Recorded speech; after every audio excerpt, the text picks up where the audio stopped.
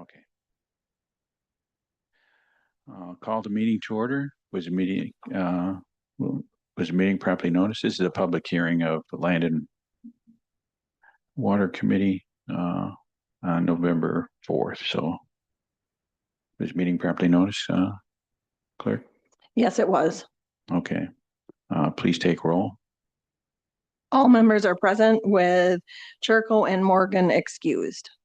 Okay, so we have a quorum. So I'll call the public hearing to order. So if there's any members of the public that want to speak at this time, I'll open the floor to any members of the public. So just members of the public. This is only a public hearing, not a... Mr. Chair, I'm wondering if there's any public correspondence or citizen correspondence that we've received for this meeting. Is anybody aware? No, we would have. Thank you. Okay. Seeing no nobody that would like to speak, I'll call the public hearing closed then. So we'll move on then to the Land and Water UW Extension Committee meeting. So I'll call the meeting to order. Was meeting properly noticed? Yes, it was. Clerk, please take roll. All members are present with Churko and Morgan excused. Okay, we have the agenda before us. Do I have a motion to approve? Supervisor Kubarski, second by Supervisor Samsel. So discussion or questions? Seeing none, all in favor signify by saying aye. Those opposed signify by saying nay. The agenda is approved. We have the minutes from October 7th. Do I have a motion to approve? Supervisor Kubarski, do I have a second? Ms. Morgan. So any discussion or questions? Seeing none, all in favor signify by saying aye. Those opposed signify by saying nay. Minutes from the October 7th meeting are approved. We'll allow public participation as we go through. Let's set the next meeting date.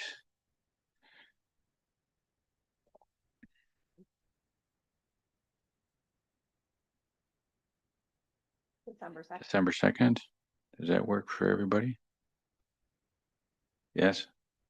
Okay. December 2nd? 3 o'clock? Okay.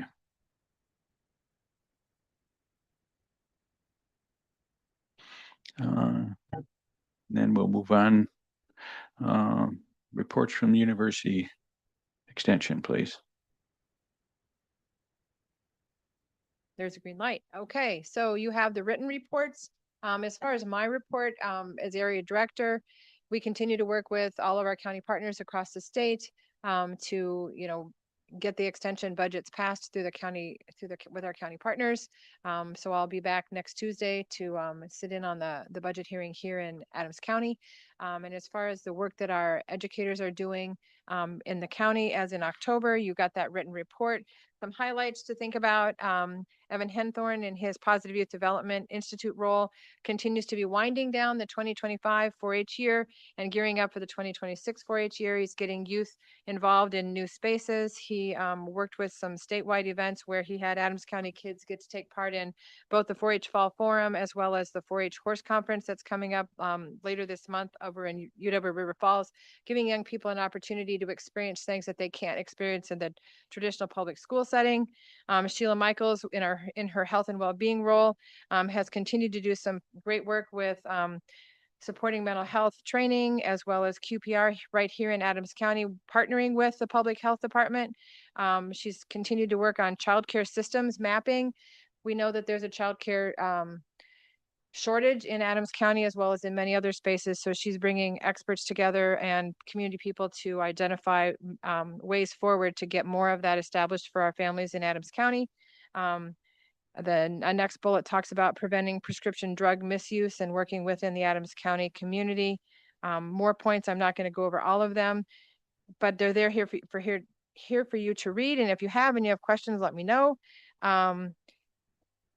Health and well-being, we are phasing out our FoodWise program. I think you all know that the SNAP Ed funds were eliminated in our federal government. So Angela DeSmith's last day was last Friday.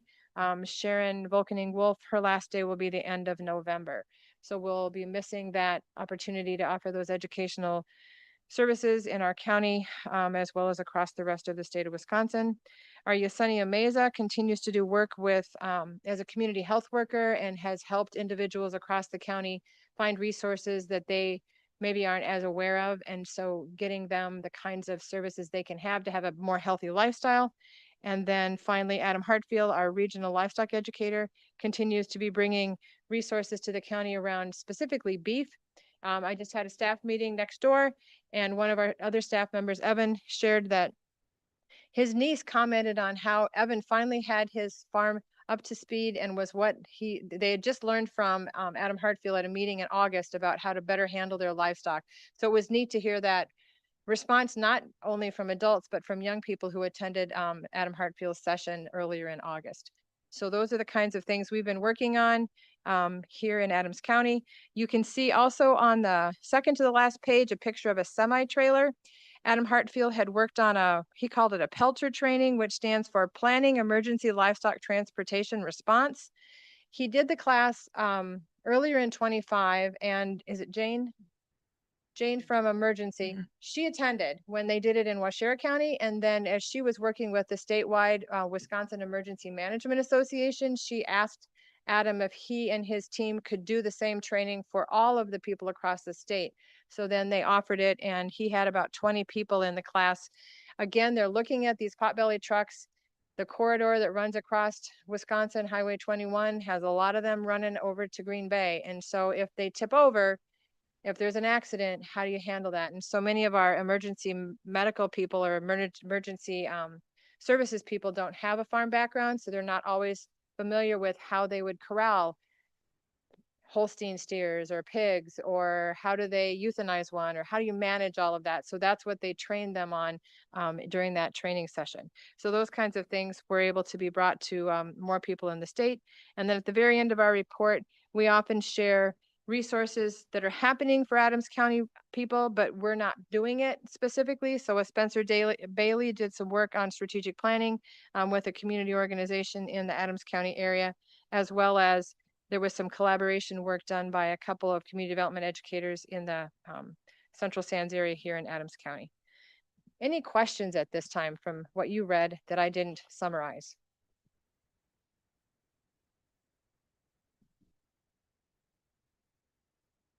Okay, thanks, Director. You're welcome. Supervisor Postowski. Are we covering the financial? Is she gonna cover that? Yep, it's there. I just had a quick question, if you could please pull that up. There's just been some questions. It's not clear, perhaps.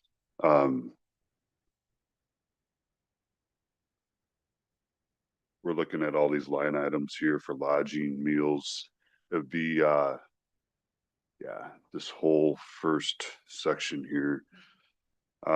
We're just wondering, who are these funds allocated, or who is the payee, a county employee, title or position? If it just could be a little bit more clear on where these funds are being allocated to, rather than just UW Extension. It appears it's just not clear. My understanding is that in the process of creating a budget in Adams County, each department is given line items to work from. And so if you were to take our worksheet, which is associated with this, it would identify where the lodging would be happening and which educators would be taking part in it. So this is a standard system. I'm sure that Colton probably does the same thing. He has line items for meals and lodging, and he has a variety of staff who also take part in that and put in requests for reimbursement.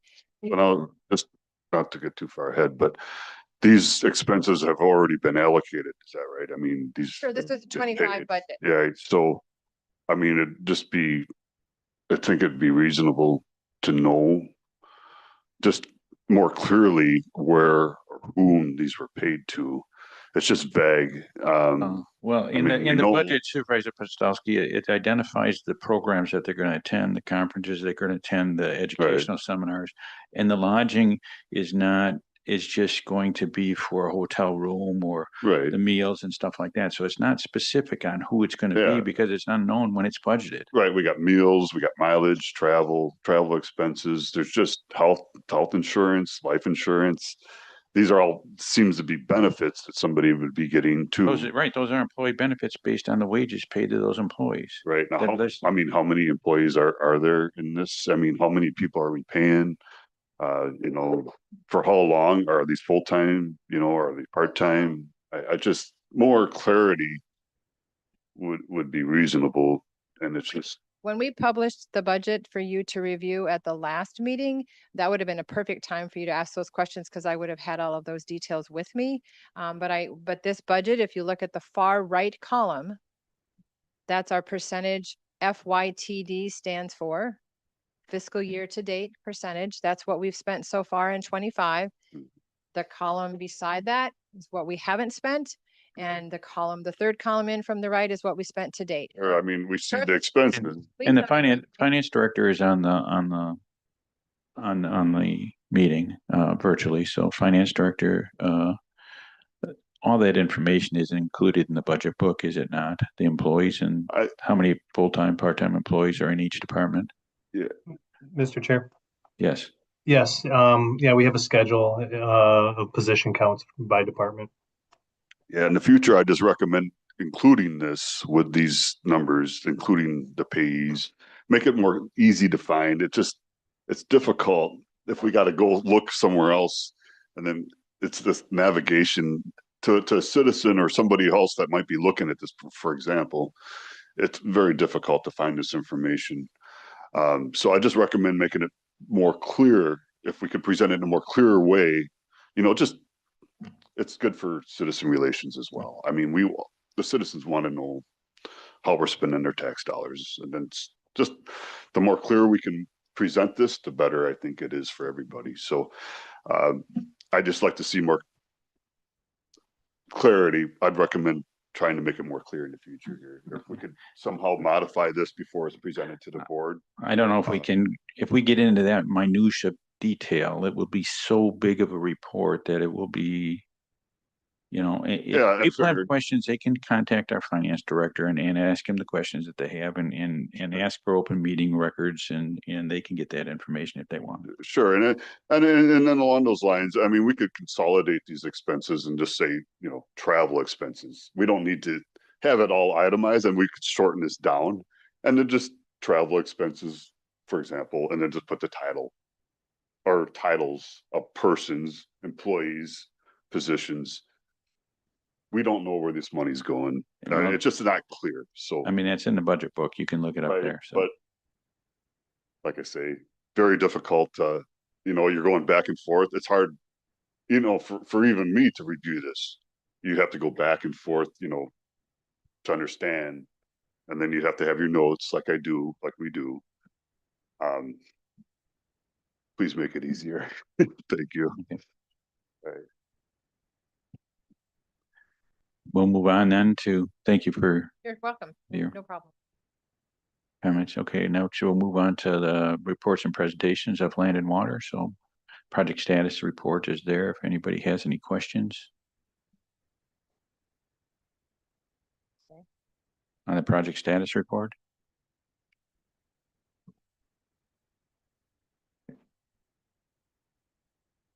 There's a land and water report, Supervisor Postowski. Yeah, that's was my question. If we are we Okay. moving to land and water, Then we'll go into the land and water report. Okay. Okay, if I may. yes. Thank you. So here again, we see that the county employee title or position has been amended to this report. I suppose Colton, if you might be able to please tell us what prompted this amendment or change, just so we understand, you know, what happened. What part of this report are you referring to? We just see at the beginning here that there's been, you know, a highlighted amendment. And it looks to me, if I'm understanding this properly or looking at this right, we put in the titles of people or positions in this report. Is that we added those or no? Nope, those have been in there. Can you can you please tell us what was changed or amended? 'Cause it's just Well, not that it was, I mean, you just highlight, if it's highlighted, then it's So important. There are, there's no changes here that we There's should no- know about? right, there's Okay, no highlighted areas, right, in this report this time. okay. Correct.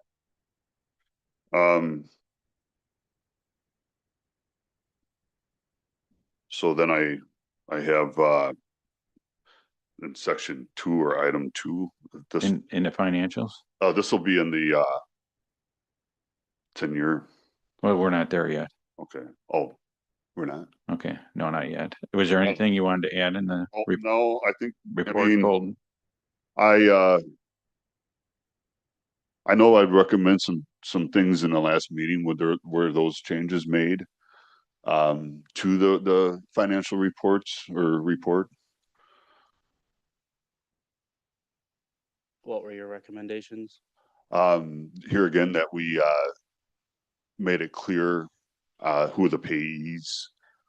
I know we talked, they were gonna put the department heads or their titles included in this budget. In the budget, Or it is this in the budget. or this presentation, is this the same? This is different, No, we're just reviewing the financials to see how the dollars are being spent compared to what right? was approved in last year's budget. That's Right. what this is doing. Okay, so here's my questions here. Okay, we're jumping ahead a little bit.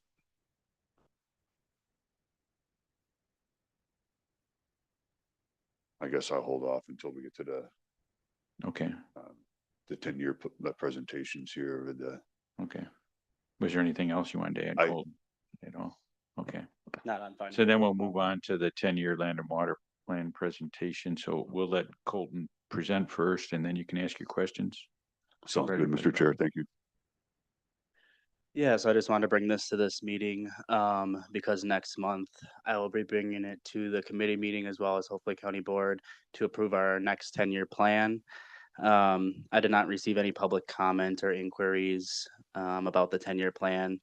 And as of last week, we received all DATCAP and DNR suggested edits, and we've made those changes as we saw fit.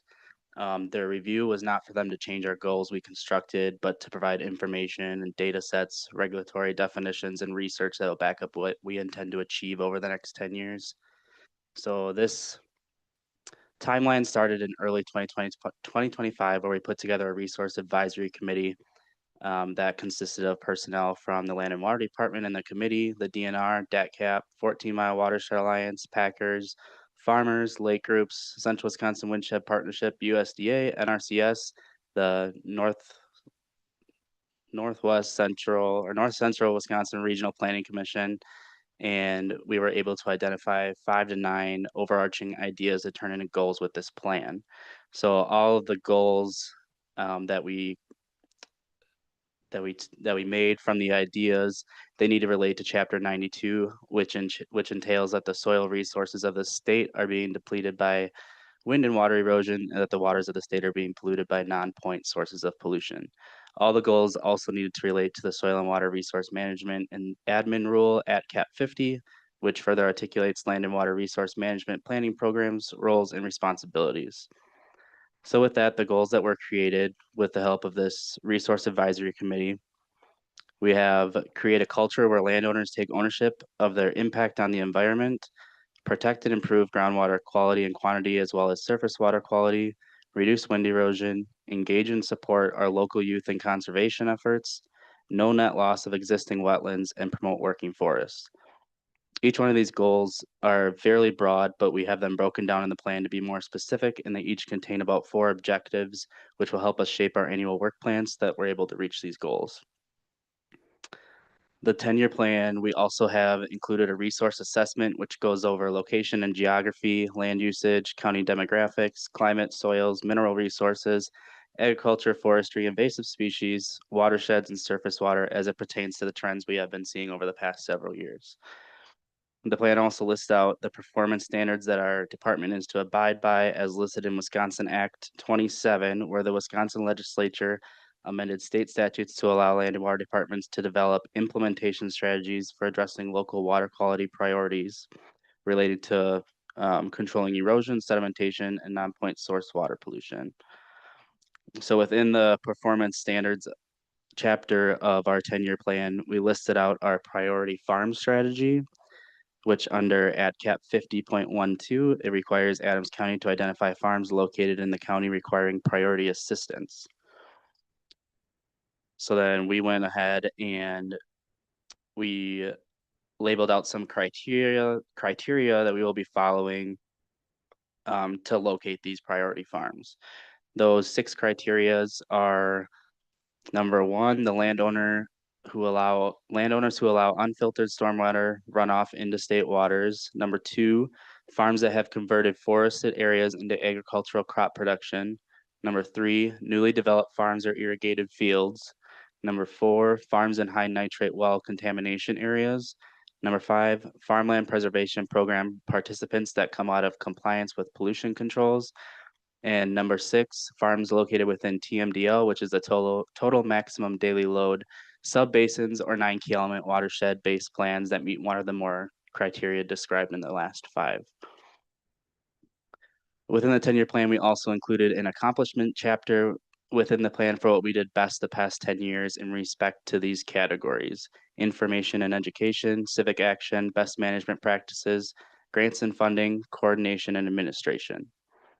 We do have a cooperation section in this plan that gives credit to our community and state partners that assist us in collecting data or tracking progress of individual projects and what it looks like for future relationships.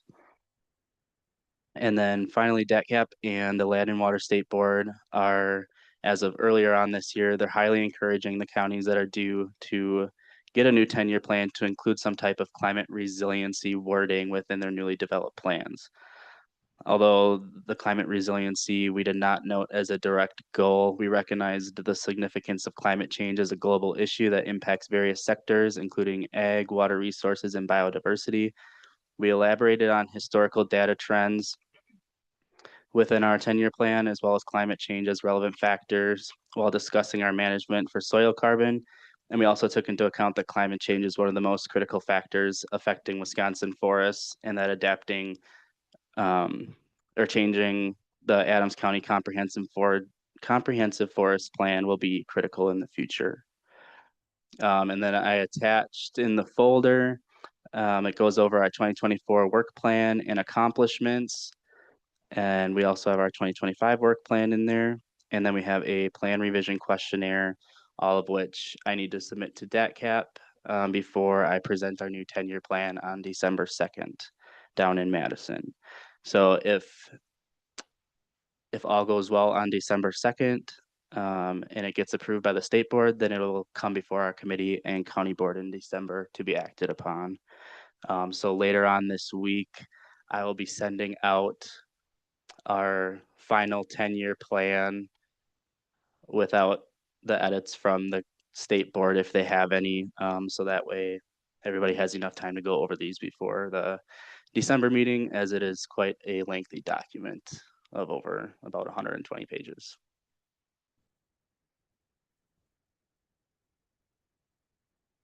Okay, Supervisor Postowski, you had some questions? Yeah, thank you, Mr. Chair. Yeah, quite the presentation there, Colton. Thank you for that. A lot of information there before us. The citizens we have some questions about some things. If we just get a little more clarity, you might have missed this, or this might not be clear to some, if you will. So I'm looking at the nutrient management plan. It's number 2 in this presentation. Just a quick question here. What are some of the what are some examples of changes in protocol to help ensure that we are making the best effort possible, that unnecessary nutrients or pollutants aren't reaching our groundwater and surface waters? Do you just have some examples you can give us there, Colton? Yeah, so in the past, we were kind of relying on citizen complaints in order to take part in controlling nutrients and it reaching our groundwater and surface water. So now over the past several years, we kind of tweaked our focus, and we've been working directly with DATCAP and getting involved with more of their grant opportunities. So now we have the nutrient management farmer education grant that we're leaning on here in the future, where we're going to reach out instead of waiting for them to reach out. We're going to reach out to these farmers that we see in these priority areas, and we're going to have them come complete a new nutrient management plan, have them abide by 590 standards, and that's going to help us reach our goals for nutrient management and nitrates not reaching our groundwater. Mhm. So I might recommend obtaining more input information from local farmers. I don't think we should be in a position where we're telling them how to farm, but perhaps asking them or getting recommendations from them perhaps on what practices that we can all do as a whole to help mitigate these issues. I mean, I've got to think that anybody that's in this business should care just as much as everybody else that we're not polluting our groundwater or our waters. So I mean, you know, it's not so much as a forced compliance that we're looking at. It's just a more voluntary, you know, good citizen relations and working relations with our farmers. Of course, we need our farmers, are very important to us for many reasons, obviously. Um, I don't know as we should be looking at outside entities for so much information. You know, and you know, there might be some good that can come from citizen. I don't know as we should be looking at the complainers, but maybe the people that are looking to help make it a better situation for everybody. You know, look at these type things. You know, when are we putting this nutrient down? Are we putting it down before a big rain or after, you know, a rain event where we might get runoff? Are we putting it down in the fall where it's not, might not be absorbed by plant life? Or, you know, we deal with frozen ground where nutrient might run off, more susceptible to running off. So we think about putting the nutrient down in the spring or the summertime when nutrient or is going to be absorbed by plant life. You know, things like this. You know, we'd like to see considered. I know that they presented this in state presentations in our land and water a couple of years back, and they talked about this type of topic, when to spread, when not to spread. You know, things like that. So I guess I would like to recommend looking at things like that. And then moving on, we look at item 3 here in this presentation. I guess it looks like there's being soil tests that are being or samples that are being collected on a voluntary basis, and these are going to help encourage people. There's a benefit to doing the submitting the samples, if you will. If I'm right in reading this, Colton, was I understanding? Yep, this? there's an incentive to it. So yeah, can you please tell us when are these soil samples being taken? How often? You know, what time of year? I guess I'm asking, because there's differences in, you know, spring, summer, fall. But how often? And then very importantly, what are they looking for? What are we testing for? What kind of chemicals, contaminants, if you will, are we looking for? If you could please give us some examples of those. Colton. Yeah, so usually soil tests are done in the fall to come into compliance with NRCS 590. So kind of going back to the last question as well that you brought up, we're not bringing in the farmers to tell them how to farm. We're bringing in them to educate them of some of the pieces that they may be missing. That nutrient management farmer education grant, that's to bring them in. All the farmers are required by state statute to have a nutrient management plan. And, you know, usually these farms, they have a plan, but sometimes they're just missing something. So they're not in compliance with 590 or ATCAP 50. So that's what we're doing. We're bringing them to bring them into compliance. We give them an incentive. And then they're all set to go. They're helping us achieve our goals. We're helping them achieve their goals. So then going into, excuse me, going to soil tests. So those are usually done in the fall, and through their nutrient management plan, they need to have one soil test every 4 years per acre. Okay.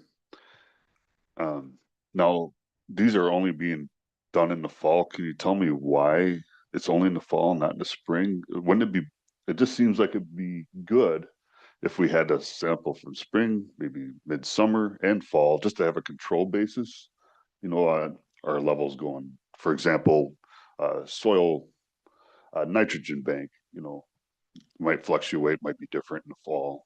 Then you might get a sample, in the spring, it might be lower, if you will. I mean, Yeah, so when they do soil samples in their nutrient management plan, so we bring in CCAs, a certified crop agronomist, that helps them write up their nutrient management plan. So a lot of them will take soil samples in the fall. They'll also do soil samples in the spring. So if you have a 2 acre field and you need one soil test per acre every 4 years, you could do one in the spring, one in the fall, and then you're gathering data for the entire year over those 2 acres. so that's done in the same calendar year. It's done in the spring and fall. And that, did I hear that right? Depending on the acreage, yeah. Yeah. And It just seems like it probably make the most sense if we did that. We're there, but I'd like to see how tests are going or behaving. I think the citizen, we'd like to see if things are going, changes are happening. And then another thing we'd like to know, are these samples being recorded somewhere where, we can come back and access them later on just for research, Yep, they are how is being recorded. it being affected or, Yeah, they're being you know. recorded in a statewide database called SNAP Plus. Okay, is there also, is it a UW extension? Don't they have a platform that records these type of, or a place where citizens can go and see test results for water, for example, or groundwater? Where they're sending on a voluntary, because I've heard of, it seems like there's a place, UW Extensions offers soil sample test results somewhere in a database. I'm not sure with UW with soil samples, but there is a statewide database called SWIMS. Okay, It's a surface water integrated mapping system, yep, and that has water quality data for the entire state. And it every shows, time that we work with volunteers and we go out and do these stream samples and surface water samples, we input them into SWIMS so that way it collects this data and we can see those trends. okay. Now, when that sample is submitted, how are these samples? I mean, we're recording this. How do we know for a fact that that sample comes from here?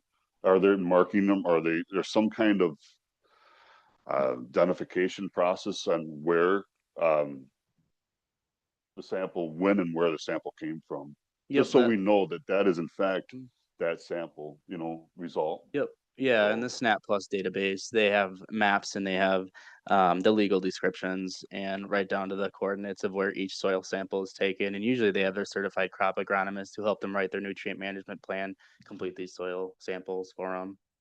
okay. Are you saying that the coordinates, is that a GPS coordinates Yep. that they can Yep. find? Okay. All right. Thank you for that. And I appreciate that, Golden. Um, I think we're covering things here. I just have a few more things that I'd like to cover. It's done. I have section 4, and I know you talked about tree planting here. I just looking for a little bit more clarity is all here. So have plans been discussed to encourage uh, planting trees on a voluntary basis, of course, for reasons of let's see, soil erosion control, uh, runoff, control. You mentioned something about where land had been deforested and used, that changed into farmland.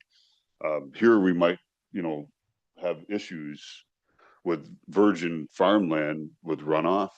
So have, we might have to leave some kind of area to absorb some water in certain areas, trees or waterways.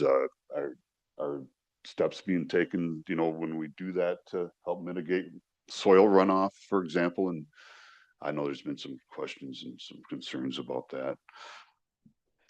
Kind of like that second paragraph says, we're gonna put in those windrows to help eliminate the wind erosion in Adams County.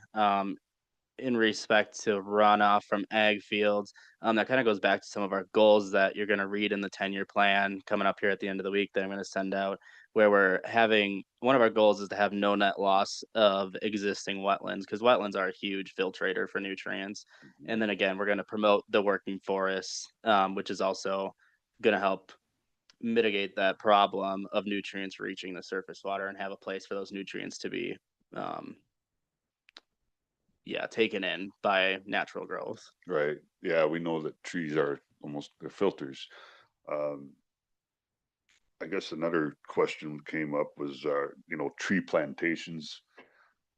Are there plans, put us, to put in plantations, for future harvest? Um, you know, that kind of thing, and then, they could double as a park in a sense if we had a trail going through them.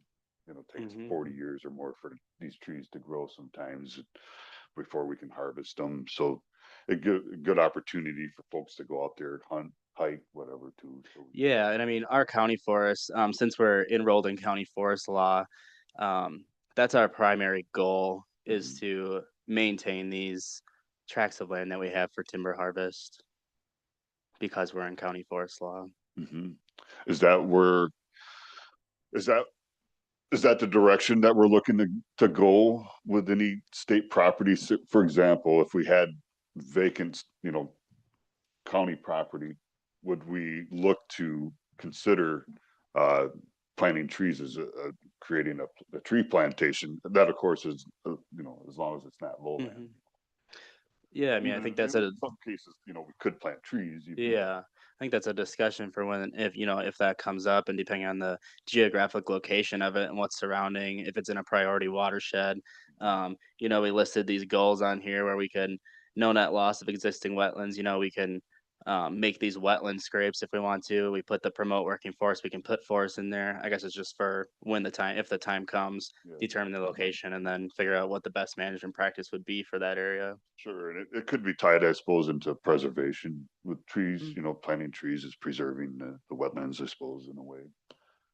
The ecosystem that all ties in. So these are things that I think citizens like to see. Our future, you know, of Adams County in a healthy way. For everybody. We want the trees and the farms and the citizens all coexist, of course, in a good natural. Adams County, we have a beautiful county here. The natural resources, of course, we want to preserve that, the forest and the fishing, the lakes, and then co-inhabit with the farms, of course, and mitigate any pollution that might be coming from farms. So at the end of the day, we all have to work together to make sure that this happens. I'm glad to be here. I'm sure we all are to help be a part of this. So thank you, Colton, for what we do to moving forward to keep this county a beautiful county for everybody to live here. So, yeah. I think that pretty well covers everything. Anybody else have any questions? Any other questions on the presentation? Okay, I'll just remind you that later on this week, I'll be sending out an email. That way you have quite a few weeks to review it before we bring it here to act upon. So okay, later this week, Okay. I'll be sending that out. yeah, and I know it's gonna be late notice. I mean, if the state gets it on the second, we meet on the third, hopefully, if there's We any, meet that same day. there's any revisions, if we, Yeah.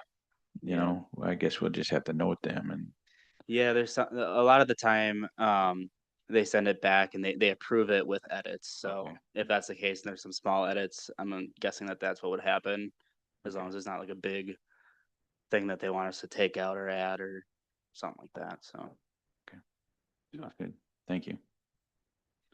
Okay, Lake Alliance report?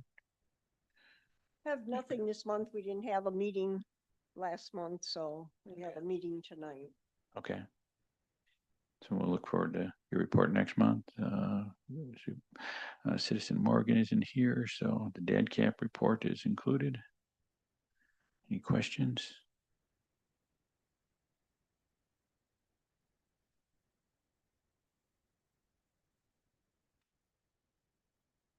Okay.